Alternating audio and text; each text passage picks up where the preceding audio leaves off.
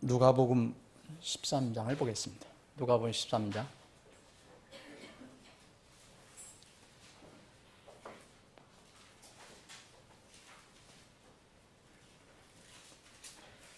누가복음 13장 6절부터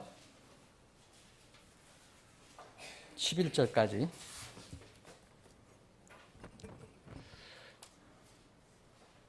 누가복음 13장 6절부터 10절까지, 10절입니다. 10절까지. 여러분들이 가지고 계신 성경으로 한번 천천히 같이 읽겠습니다. 시작합니다. 그분께서 또 이 비유를 말씀하시되, 어떤 사람이 자기 포도원에 무화과 나무 한 그루를 심게 하고 와서 그것의 열매를 구하였으나 하나도 찾지 못하니라. 이에 그가 자기의 포도 원치기에게 이르되, 보라, 내가 이 3년 동안 와서 이 무화과 나무에서 열매를 구하되 하나도 찾지 못하였으니 그것을 베어버리라.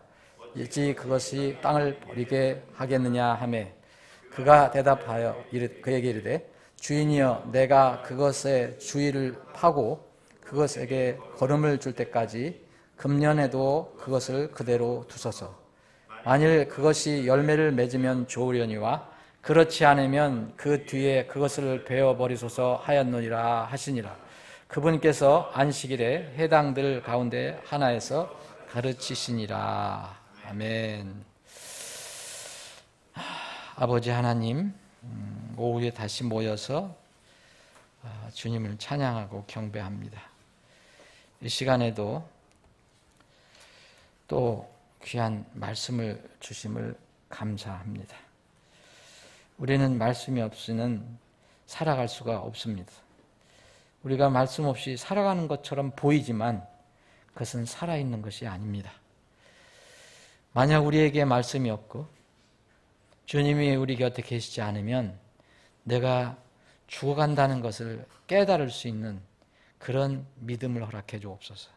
구원받고 나서도 말씀을 멀리하고 주님을 멀리하는 것이 결코 살아있는 것이 아니라는 것을 늘 저희들이 잊지 않고 기억하고 다시 제자리로 돌아갈 수 있도록 인도해 주시옵소서.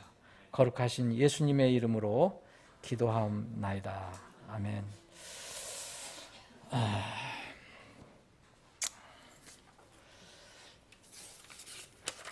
이 오후에 제가 가끔가다 이제 우리 두 전도사님이 설교할 때 저도 듣는 자리에 위치 쓰잖아요.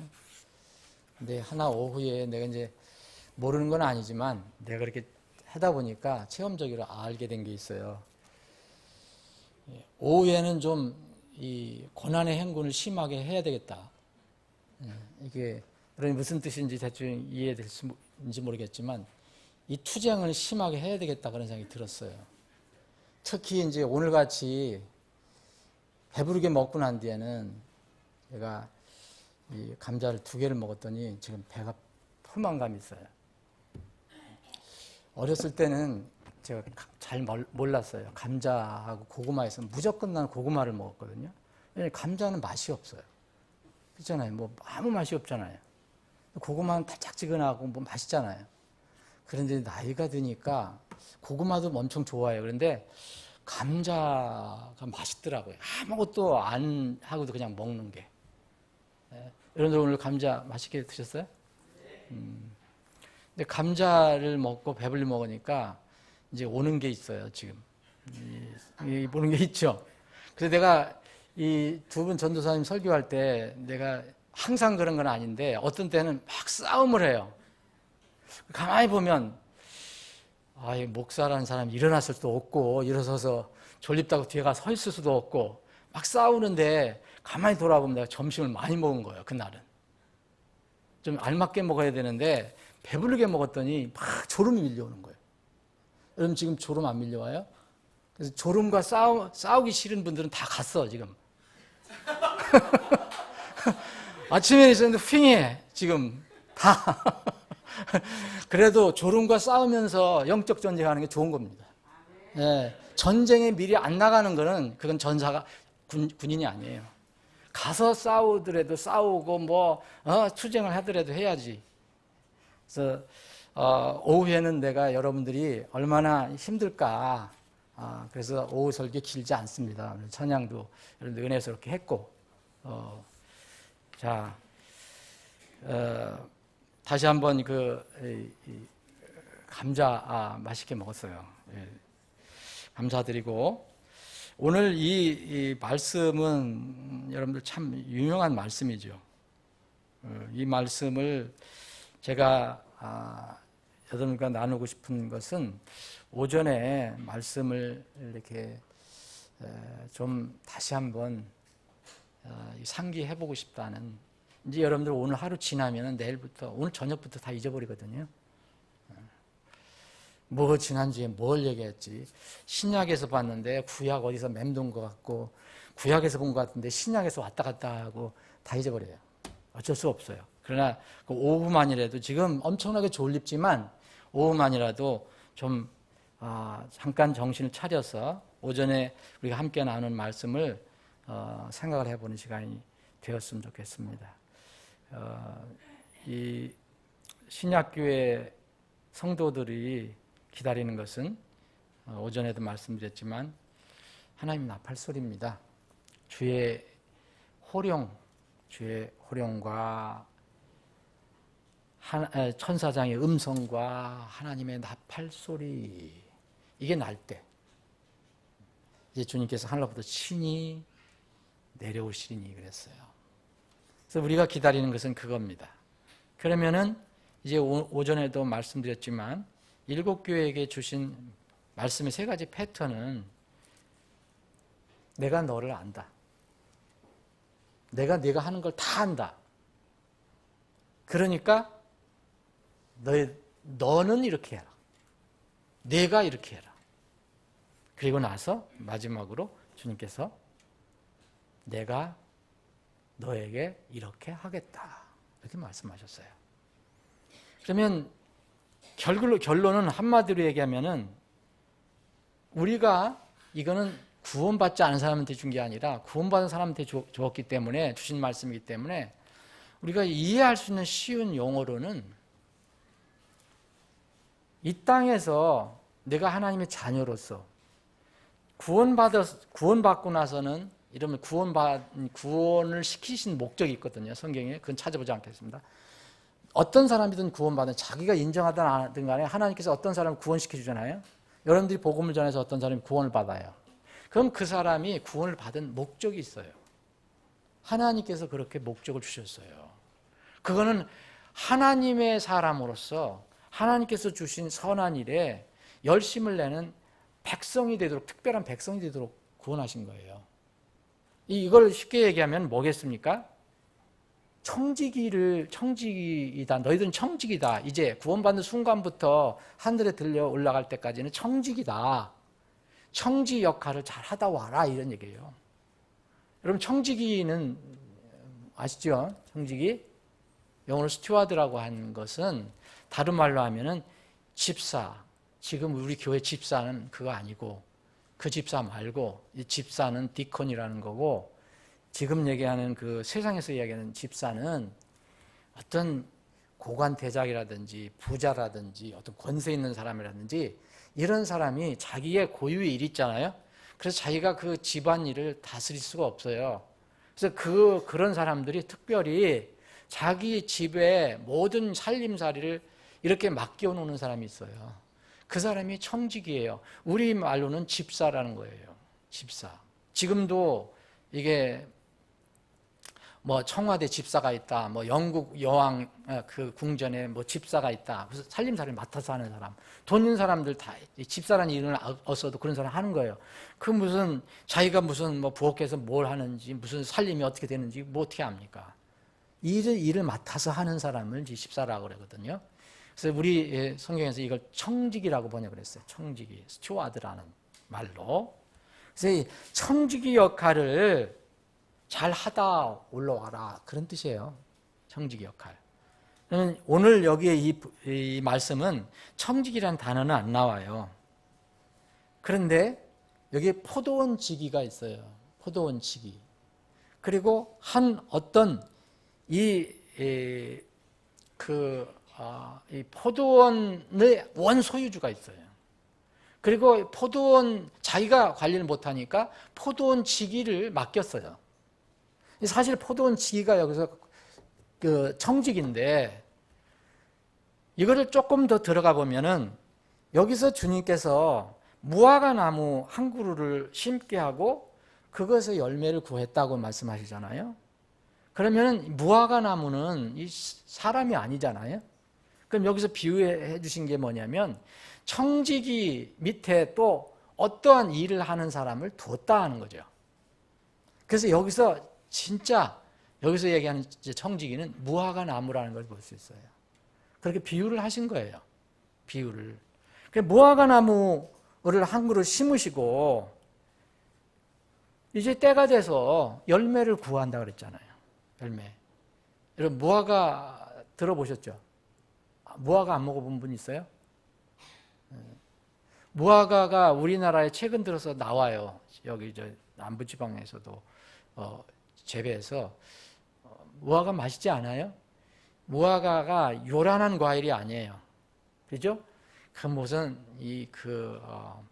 뭐 레몬이라든지 아니면은 이 망고라든지 하여튼 강한 어떤 그런 맛이 아니라 덤덤하면서도 배를 이렇게 어떤 시장길을 달래주는 그런 그 맛이 있어요. 무화과 못 먹으신 분 있어요? 무화과 뭔지도 모르는 분 있는가 보네. 네, 맛이 없어요?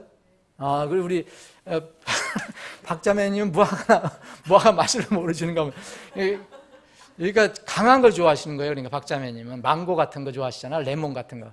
예? 그런 거 좋아하시죠. 사과 같은 거. 다 두드러진 거. 예. 근데 무화과는 참외 같은 거. 막 달콤하고 막 향기 있고. 근데 무화과는 뭔가 이렇게 덤덤하면서도 맛이 있으면서 이 시장길을 돌려줘요. 나는 무화과를 좋아하거든요. 예. 무화과 맛있잖아요. 예. 근데 이 무화과를 심으시고 그 열매를 맺기를 원하는 거예요. 그래서 이 무화과는 원래 기간이 이 말씀에 의하면 심은 뒤에 3년째는 열매가 나와야 돼요. 첫 번째 해 요구한 것도 아니고 두 번째 요구한 것도 아니에요. 3년째 다 주인하고 포도원 지기가 잘 이렇게 해서 무화과나무 하나 심으면 3년째는 이게 열매를 맺는다라고 생각을 해서 그 무화과나무 좋은 걸 하나다가 심었어요. 근데 3년이 지났어요. 3년이 지났는데 열매가 없어요. 지금 그 얘기예요.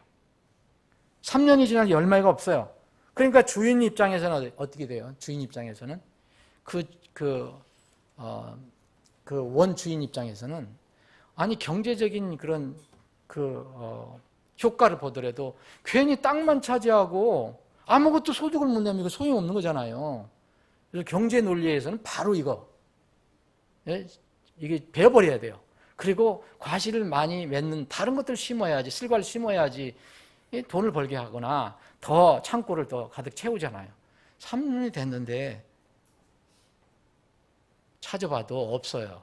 그래서 그것을 베어버리라고 얘기합니다. 땅을 버리게 하겠느냐. 이게 주님께서 이것을 비유로 말씀하신 거예요. 비유로. 그랬더니 이제 그 포도원 지기가 주인에게 얘기합니다. 이제 한 번만 더 기다려주세요. 한 번 기다려달라는 게 1년입니다. 1년. 원래 심은 지 어떤 아주 좋은 나무는 뭐 2년째 열매 맺을 수도 있고 3년째 열매 맺을 수도 있는데 최소한 3년째는 맺는데 이 나무는 3년째도 열매를 안 맺었습니다. 주인이 보시는 것과 제가 보시는 것과 동일합니다. 그런데 주인께서는 주인이시니까 이걸 배에 내버리고 다른 걸 심으라고 하시는데 땅을 버리게 하면 안 되겠다 얘기하시는데 그런데 주인이시여 한 번 기회를 더 줍시다. 이 무화과 나무에게 한 번 더 기회를 줘봅시다 라고 얘기합니다. 그래서 내가 이제 그것을 주위에, 이 무화과나무 주위에다가 이제 이 도랑을 파고 거기다가 거름을 넣겠다. 근데 여기 사실 이게 이 거름이라고 번역된 게 여러분 이게 똥입니다. 사실 어디든지 이런 이게 똥이 인퇴비가 돼요. 옛날에 우리 시골에서 그런 거 보셨죠? 봄에 향기가 많이 났었잖아요. 시골에 가면은. 봄에 여름도 돌아다니면 향기 많이 났잖아요. 꽃 향기가 아니라 이런 향기. 들에서. 그거 모르시는 우리 친구들이 많아. 근데 우리는 이런 것을 이제 냄새를 맡고 컸거든요. 근데 그게 좋은 거예요. 왜냐면 농사 짓는데 그 가을에 풍성한 열매를 맺게 해줘요. 그래서 거기도 마찬가지로 무슨 이런 것들, 뭐 여러 가지를 모아서 이 거름을 만들어서 이 1년 동안 이제 최대한 다 해주고 기다려보자라고 얘기하면서 열매를 맺으면 참 다행스러운 일이고 만약 그렇지 않으면 그때 베어버리소서 그래요. 그때 베어버리소서. 이것이 그 비유, 주님께서 말씀하신 그리고 두 사람의 대화의 끝입니다. 어떻게 됐을까요? 아무도 모릅니다.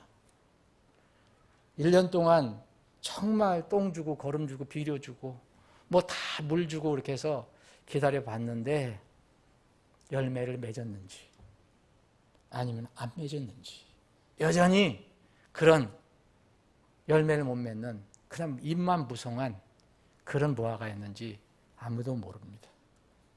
근데 주님께서 이것으로 끝내시고 이 회당에 들어가셔서 또 다른 걸 가르치셨어요. 여러분 이 무화과 나무가 어떻게 됐을까요? 여러분 어떻게 됐어요? 똥 주면 거름 주면은 열매를 맺었겠다 이렇게 생각할 수도 있고 아니면 아닐 수도 있겠다 생각할 수 있어요.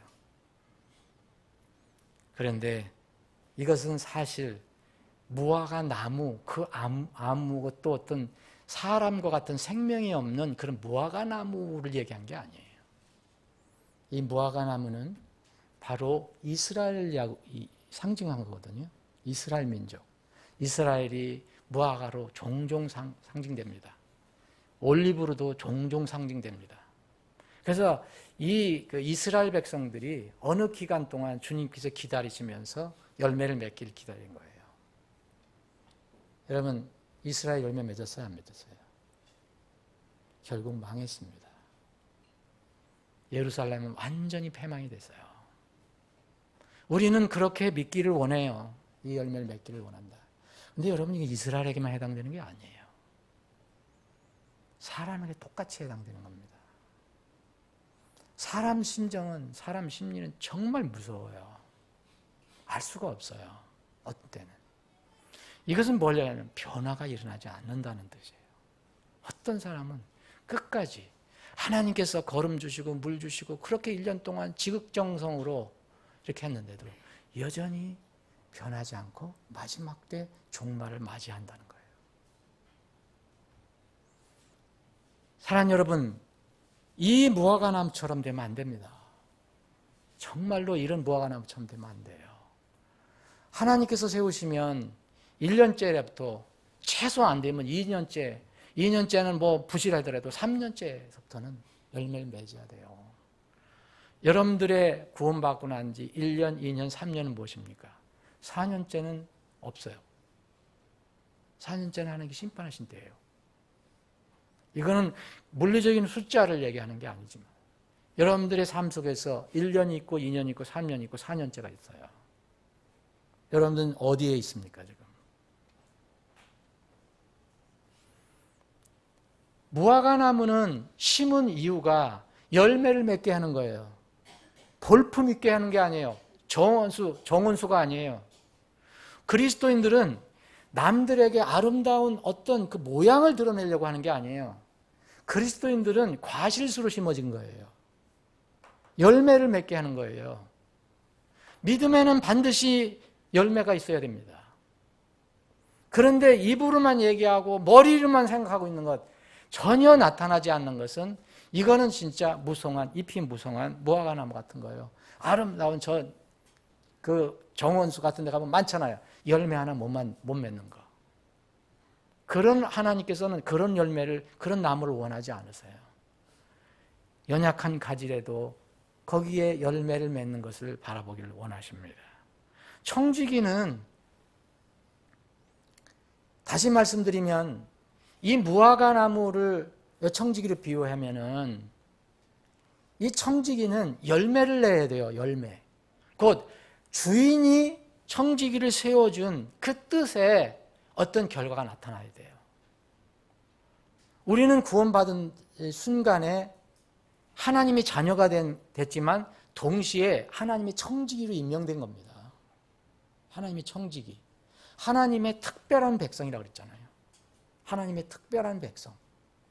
이 특별한 백성은 하나님께서 우리를 구원해 줄 때 선한 일에 열심을 내는 특별한 백성이 되게 한다 그랬어요. 여러분, 선한 일, 오늘 아침에 일에 관해서 얘기했잖아요. 일이 선한 일이라는 것은 뭐냐? 하나님과 관련된 거죠. 여러분, 다른 사람 좋은 일 도와주고 불쌍한 사람 도와주고 이런 것도 다 하나님 안에서 이루어져야 돼요. 그래 선한 일이 되는 거죠. 하나님과 전혀 상관없는 일은 그 무슨 소용이 있습니까? 나중엔 다 날아가게 되는데. 성도들이 주님 앞에서 앞으로 이렇게 설 때는 청지기로서 어떤 역할을 했는가, 그거를 이제 심판받는 거예요. 그걸 평가받는 거예요. 심판이라는 말을 여러분들 싫어하시면 평가를 받는 거예요. 그리스도의 심판석이라는 것은 그리스도 앞에서 우리가 평가를 받는 그 자리란 뜻이에요. 심판이라는 말을 썼지만 우리는 지옥으로 가지 않아요. 지옥 형벌을 받지 않아요. 그 심판은 끝났어요. 예수 그리스도 위에 우리 대신 그게 심판이 넘어갔기 때문에 우리는 그 심판하고는 상관없어요. 그런데 그렇기 때문에 그분 앞에 우리가 서서 심판을 받는 것은 평가를 받는 거예요. 평가를 받는 거. 여러분, 여기서 배워버리고 이제 다 배워버려서 없애겠다는 것은 사실 고린도전 3장에 있는 거 잃어버리는 거예요. 다 잃어버리는 거. 그냥 덩그러니 구원만 받은 상태로 있는 거, 구원은 잃어버리지 않기 때문에. 그 외에는 다 잃어버렸어요. 만약 여러분들이 이걸 그리스도인들에게 적용을 해본다면, 1차는 이스라엘 사람들이에요. 이스라엘 민족에 관해서 주님께서 분명히 말씀하셨어요. 그런데 이스라엘 민족에만 생각하셨겠어요? 여러분, 이스라엘 사람들, 참 이스라엘이 뭡니까? 참 이스라엘. 참 이스라엘은 아브라함의 피만 받은 사람이 참 이스라엘이 아니에요. 하나님의 약속의 말씀을 믿은 사람이 참 이스라엘이라고 했어요. 그게 유대인이라고 했어요. 이 말씀을, 말씀에서 가르쳐지는 것을 그대로 믿고 따르는 그런 사람들이 참 이스라엘이에요. 이 청지기들이 주님 앞에 서서 이렇게 평가를 받는 때 이것이 바로 청지기가 무슨 일을 하다가 왔는가, 그것을 평가를 받는 거예요. 이런 평가받는데 몇 가지만 생각해 보면, 고린도전서 3장 13절에 보면 우리가 이 세상에서 행한 걸 심판받았다 그랬어요. 우리가 행한 거. 이것은 구원받은 사람, 구원받은 이후에를 얘기하는 거예요. 구원받기 전에를 얘기한 게 아닙니다. 구원받지 못한 사람들은 받지 못했으니까 평생에 행한 것들이 다 대백왕제 심판에 나타나요. 다 나타나게 돼 있어요. 근데 우리는 구원받기 전에 있는 것들은 사실 주님의 피가 다 갚아주셨어요. 그걸 뭐라고 하는 게 아니에요. 구원받은 후에도 진정으로 주님과의 관계에서 어떤 죄의 문제가 있다면 해결하지 않은 것도 해당이 될 거예요. 구원받은 후에 행한 것을, 이 세상에서 행한 것을 심판받는다랬어요. 성도들이 주님 앞에서 서서 평가받는 것 또 하나는 여러분들 쉽게 이해할 수 있는 게, 우리 입으로 한 거를 심판을 받습니다. 성경을 보면 입으로 한 거. 입으로 한 것은 우리가 이 혀를 어떻게 썼는가, 입을 어떻게 썼는가, 성경은 수없이 많이 나와요. 수없이. 이걸 다 지금 제가 자료 조사한 거 다 말씀드릴 수 없어요. 그래서 성경에 보면 혀는 절제해야 된다. 그래서 이 말을 막 퍼뜨리는 사람은 정죄를 받는다고 나오고요. 잠언서에는 테일베어라고 해서 말을 옮기는 사람, 말 옮기는 사람들에 대해서 정죄를 많이 하고 있거든요. 수없이 많이 하고 있어요, 여러분. 이스라엘 율법에도 나오지만, 레위기에도 나오지만, 잠언에 보면 5번 이상 나와요. 이게 보통이 아니에요, 이게. 반복적으로. 그래서 우리가 구원받고 나서 우리 말, 우리 입을 어떻게 쓸 것인가. 그래서 성경을 보면 헛된 말이 많도다라고 얘기해요. 헛된 말. 왜 기왕하면 헛된 말이 될까요? 헛된 말이 많다. 욥기에도 나오고 잠언도 나오고. 또 성경에 보면 여러분 악한 말이라는 게 나와요. 말 자체가 악한 말. 에베소서, 디도서, 야고보서, 특별히 신약의 베드로전서 보면 악한 말을 한다. 말을 왜 악하게 할까? 이거는 그대로 주님으로부터 평가를 받을 것입니다. 그래서 말할 때, 말하지 말 때 이런 것들이 있다. 주님께서 말을 은혜로 소금을 쳐서 말하라. 건전한 말이 있다. 또 건전한 말이 있다. 여러분도 한번 건전한 말이 뭔가 한번 생각해 보세요.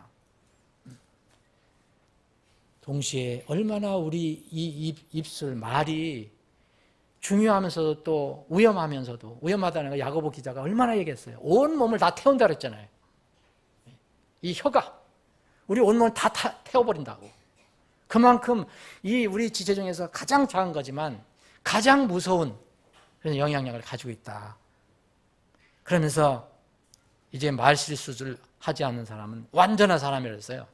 야고보 3장 2절에 보면. 그래서 말 실수, 정말 말을 잘하는 사람들은 말을 악한 말, 그리고 상처 주는 말, 죄가 되는 말, 이런 말들을 하지 않는 사람들은, 말 실수지 않는 사람은 완전한 사람이라고 평가를 했잖아요. 완전한 사람. 근데 성경은 또 동시에 이야기합니다. 잠언 16장 24절에 보면 기분 좋은 말이 있다고 얘기하고요. 또 잠언 25장 11절에 보면 적절한 말이 있다고 하고요. 적절한 말이 뭡니까? 함부로 얘기하는 게 아니라는 거잖아요. 그리고 전도 12장에 보면 은혜로운 말이 있다는 거예요. 전도서 12장 11절을 보면 이거는 한번 보겠습니다. 한번 전도 12장.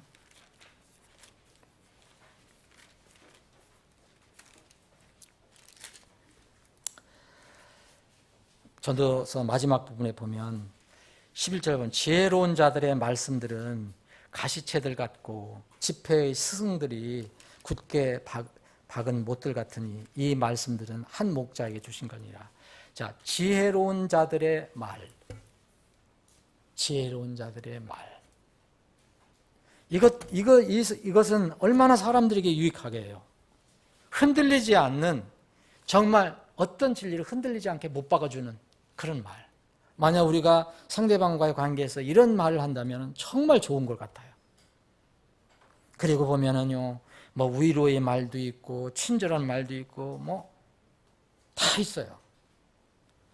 그래서 우리가 앞으로 주님 앞에서 청지기로서요, 평가받을 것은요, 말입니다. 우리 지체 중에서 특별히, 우리는 이제 평가받을 때 주로 생각하는 게 이 팔과 다리를 생각하잖아요. 근데 입도 굉장히 중요하다. 평가받을 때. 그래서 여러분, 우리가 찬양을 하는 거 있잖아요. 여러분, 찬양하는 사람이 욕할 수 없잖아요. 솔직히 그렇게 할 수 있는지는 모르지만 속에 그냥 그런 그 나쁜 마음을 가지고 있는데 찬양을 할 수가 있겠어요? 그래서 찬양은 뭐라 하냐면은 희생이라고 그래요. 희생물을 드린다 그러잖아요. 우리가 하나님께 내가 가장 소중한 것을 하나님께 드린다. 이걸 희생한다. 그래서 구약에서는 뭐 양도 잡아오고 소도 잡아오고 가장 귀한 것을 드렸지만 이 신약에 와서는 그렇게 할 필요가 없으니까 내가 내 입으로 내 입으로 하나님께 가장 소중한 것을 내 희생으로 드리겠다. 희생물을 드리겠다 그래요. 그 중에 하나가 찬양이에요, 여러분. 찬양대가 그냥 형식적으로 교회에서 그냥 뭐 한번 연습해서 찬양하고 그런 게 아닙니다. 개인적으로는 이런 마음을 가지고 있어야 돼요. 찬양. 히브리서 13장 한번 보세요. 이 입술의 열매, 이것을 주님께서는 기뻐 받으신다는 거죠. 히브리서 13장. 여러분, 하늘에 영구한 도시가 있고 그걸 사모하는 사람들이라면 입을 어떻게 사용할 것인가? 그러므로 15절입니다. 13장 15절. 그러므로 우리가 그분으로 말미암아 계속해서 찬양의 희생을 하나님께 드리자. 이제 히브리서는 뭡니까? 예수님을 통해서 모든 제사가 끝났다. 양 가져오는 거, 소 가져오는 거, 이거 다 끝났다. 그런데 희생물이 끝났나요? 안 끝났어요. 찬양의 희생물이 남아 있습니다. 찬양의 희생물을 드리자 얘기한 거예요. 여러분, 찬양할 때 그런 생각을 하십니까?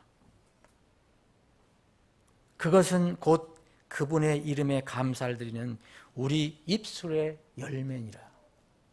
여러분, 여러분의 입술의 열매는 뭘 거두고 있습니까? 지금 이 무화과 나무는 3년째 열매를 못 거뒀어요.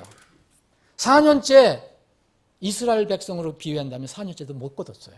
그래서 예루살렘 완전히 망했어요.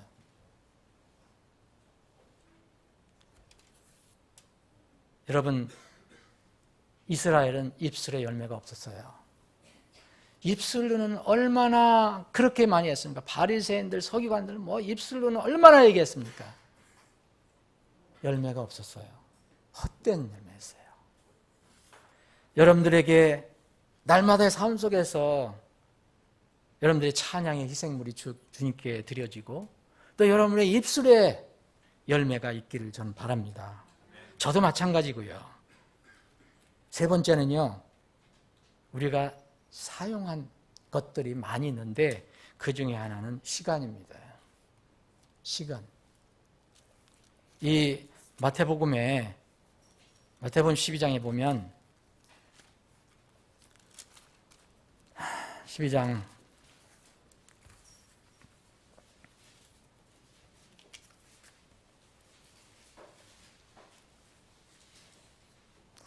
36절 보면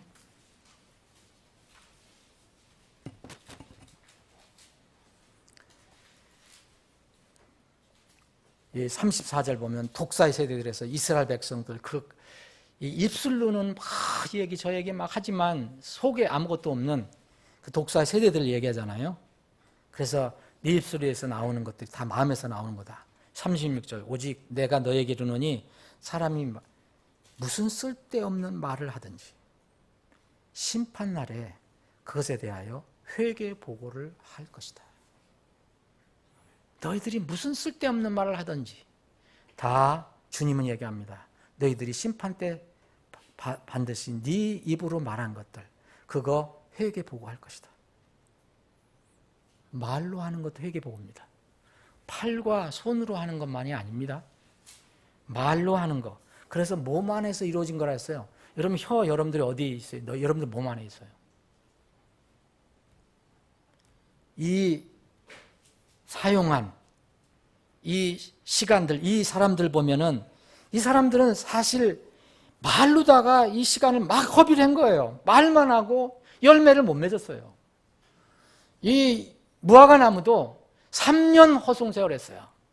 4년째도 허송세월 했어요. 이스라엘로 비교한다면.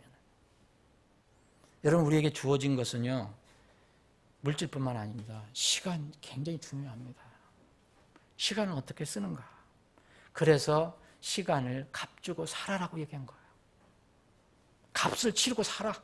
네가 가장 소중하다고 생각하는 것을 그거를 팔아서라도 그 시간을 살아. 물론 당연히 이제 시간 다음에는 물질이죠. 어떤 게 순서가 먼저인지 여러분들이 정하세요. 물질입니다. 우리는 이 세상에 태어날 때부터 또 구원받고 난 이후부터 주님께서 우리에게 베풀어 주시는 것들이 많습니다. 가장 가난한 사람도 무엇인가 다 가지고 있어요. 하나님을 또 받아서 다 가지고 있어요. 그것들을 어떻게 쓸 것인가, 그것을 나중에 평가를 받을 것입니다. 그건 여러분 잘 아시는 주님께서 얘기하신 산상수훈에 나와 있는 것입니다. 하나님께 주신 보물을 너를 위해서 하늘에 쌓아놓아야 돼. 너를 위해서. 나를 위해 쌓는 게 아니다. 너를 위해서 쌓아라.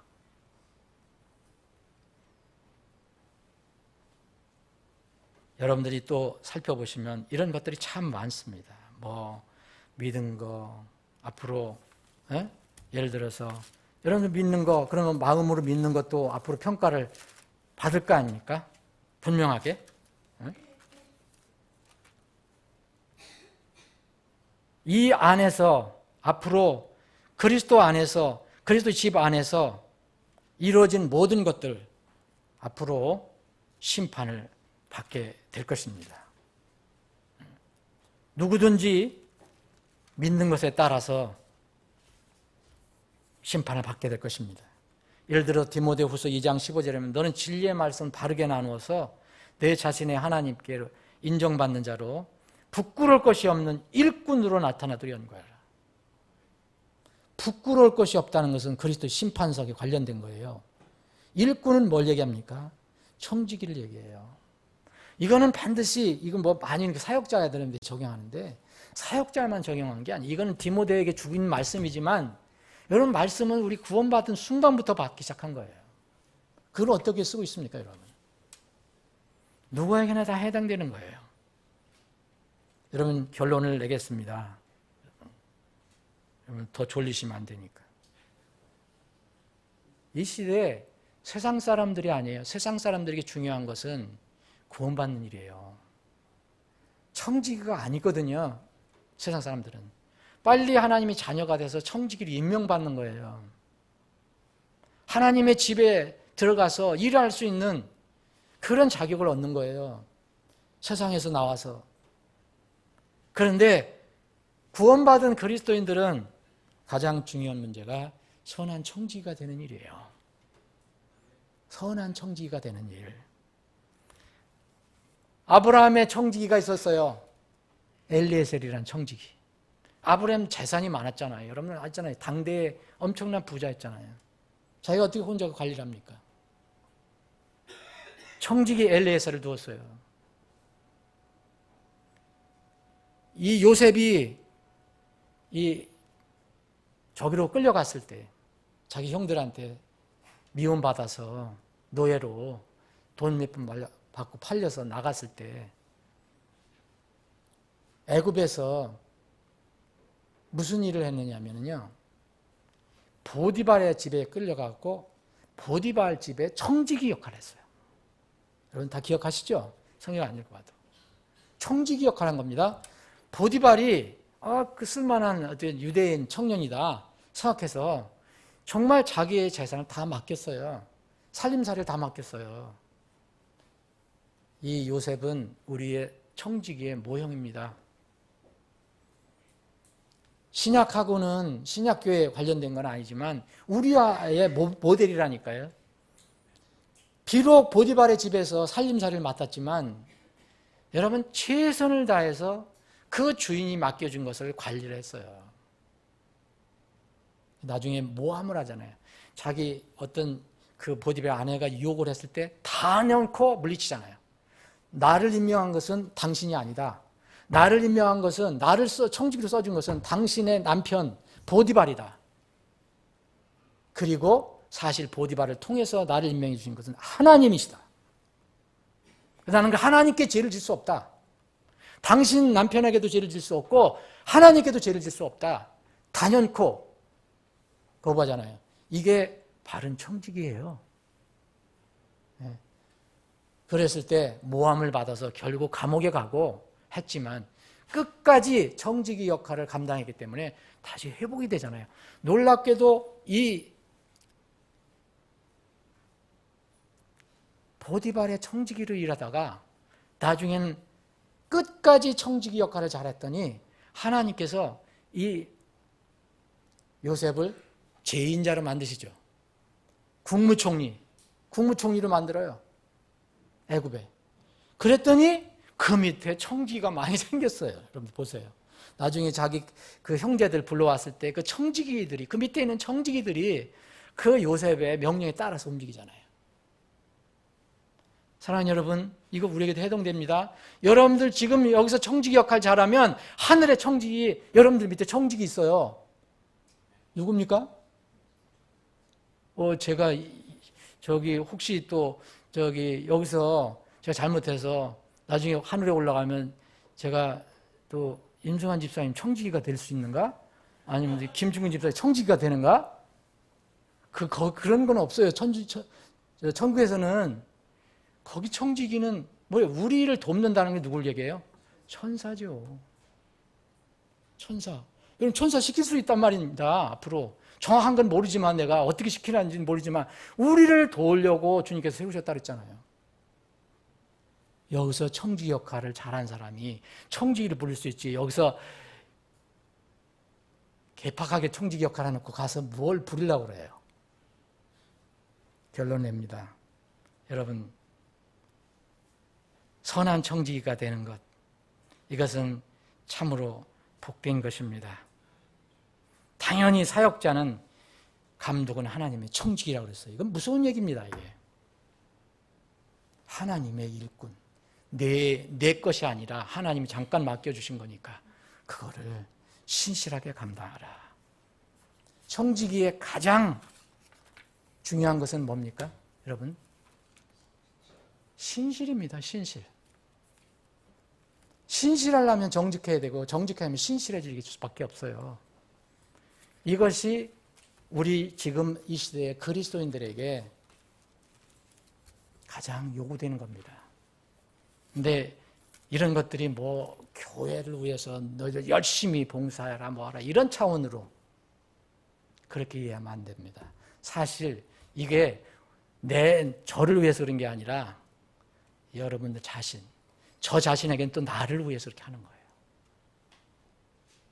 하나님을 위해서 하는 게 아니 사실은 우리 자신을 위해서. 왜냐하면 우리는 반드시 그 자리에 서야 하기 때문에. 그걸 피할 수 있는 사람은 아무도 없어요. 여러분 그걸 피하고 싶은 사람 있습니까? 빨리 구원을 취소하세요. 주님께 빨리 신청해갖고 나 그거 자리에 서기 싫으니까 구원 취소해 주세요. 그렇지 않으면 그 자리에 반드시 서야 합니다. 거기에 신실한 청직으로 드러나는 것이 가장 복된 청직입니다. 아버지 하나님, 오늘도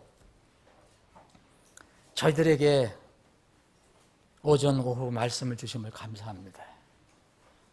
늘 듣는 말, 늘 읽는 말, 늘 나누는 말이지만은 저희들 늘 잊기 쉽고 또 무시하기 쉬운 그런 육신의 속성을 가지고 있기 때문에 오늘 다시 이 말씀을 듣고 그것을 상기하기를 원합니다.